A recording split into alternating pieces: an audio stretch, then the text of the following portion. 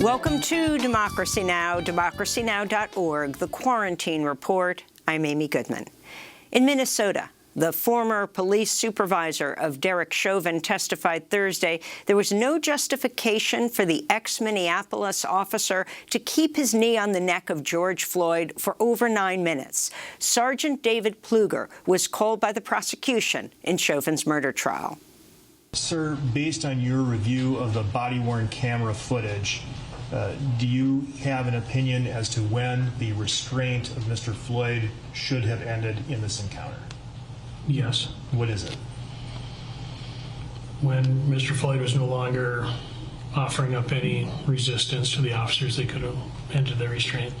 And that was after he was handcuffed and on the ground and no longer resistant?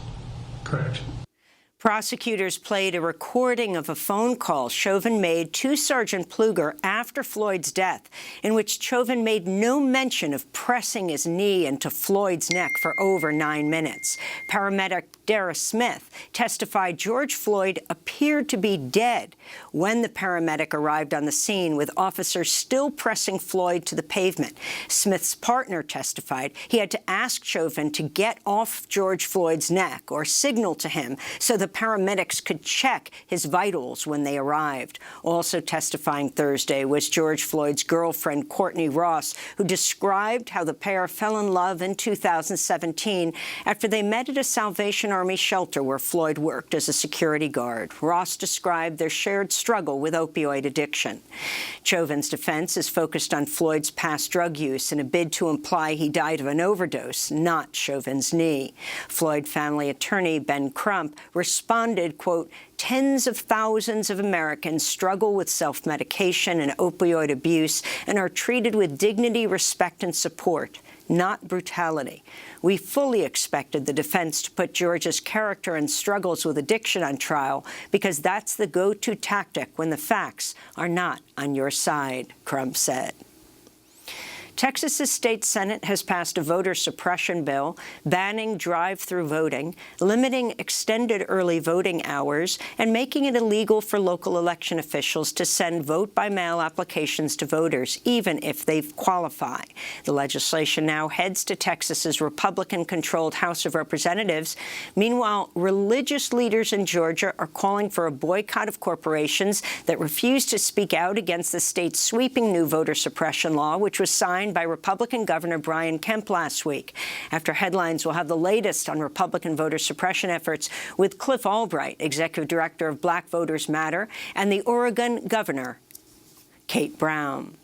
Coronavirus cases are continuing an exponential rise across much of the United States, even as the number of U.S. residents who've received at least one dose of a vaccine tops 100 million.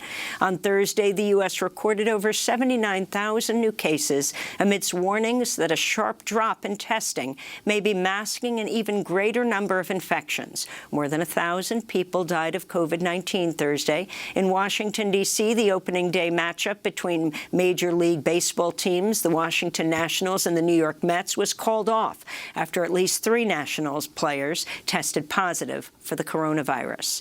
This comes as President Biden is criticizing the Texas Rangers for planning to open its 40,000-seat stadium at full capacity for the team's April 5th home opener against the Toronto Blue Jays.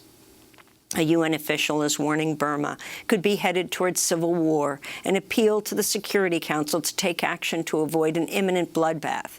At least 543 people have been killed, including dozens of children, in the brutal crackdown on protests following the February 1st military coup.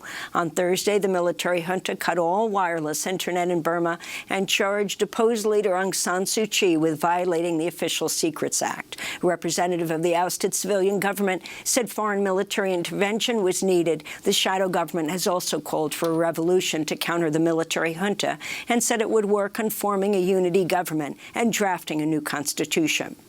On Thursday, protesters burned copies of the 2008 military constitution on the streets of Rangoon.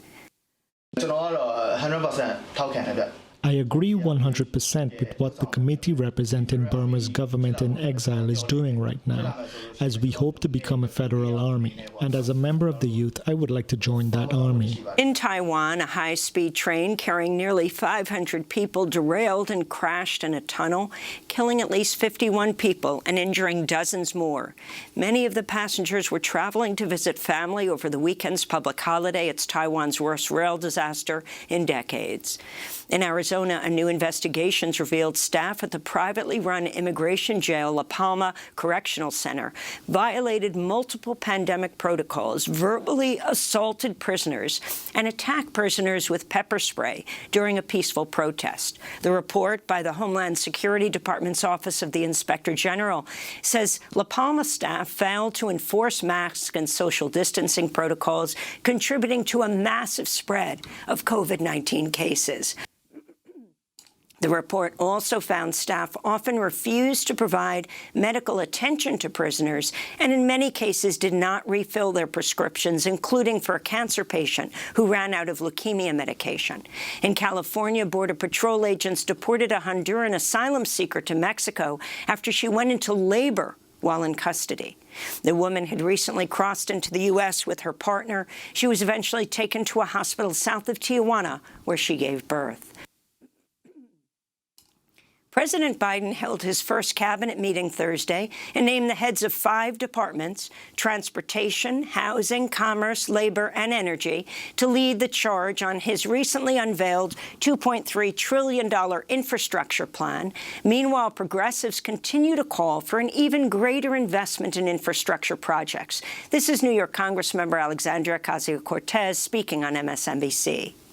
We're talking about realistically $10 trillion over 10 years. And I know that may be an eye-popping figure for some people, but we need to understand that we are in a devastating economic moment.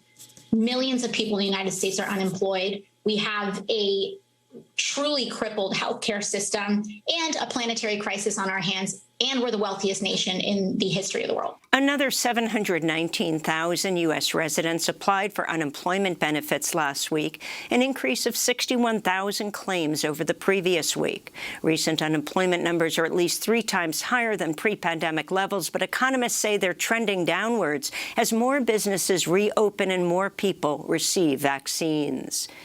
Former U.S. intelligence analyst Daniel Hale has pleaded guilty to leaking classified documents about the secretive U.S. drone program. Hale will be sentenced on July 13th for violating 1 count of the World War I-era Espionage Act. He faces up to 10 years in prison. Hale was enlisted in the Air Force from 2009 to 2013, during which he worked with the National Security Agency and Joint Special Operations Task Force at the Bagram Air Base in Afghanistan, where he helped identify targets for assassination. Hale is accused of disclosing 11 top-secret or secret documents to a reporter. The indictment does not name the reporter, but unnamed government sources have told media outlets the reporter is investigative journalist Jeremy Scahill of The Intercept.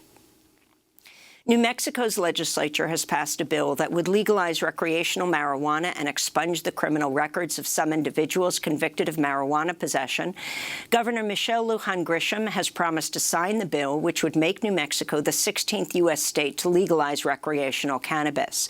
This follows New York Governor Andrew Cuomo's signature Wednesday of a similar bill. In Virginia, Governor Ralph Northam is urging the state's General Assembly to legalize recreational marijuana by July 1st instead of waiting until 2024. Virginia's Supreme Court ruled Thursday the city of Charlottesville can take down 2 statues of Confederate generals after some residents sued to stop their removal. The statues are of Thomas Stonewall Jackson and Robert E. Lee. Lee's statue was at the center of the deadly white supremacist Unite the Right rally in 2017. More scandals are emerging around Florida Republican Congressmember Matt Gaetz. CNN is reporting Gaetz was known by other lawmakers to regularly boast of his sexual exploits and show nude photos and videos of women he slept with, sometimes showing them on the House floor. Gaetz is currently facing a Justice Department sex trafficking investigation, which includes whether he had sex with a 17-year-old and whether he used drugs and cash payments as part of sexual transactions with women and girls. And over 30 LGBTQ students are suing the U.S. Education Department for discrimination they faced while attending federally funded Christian colleges.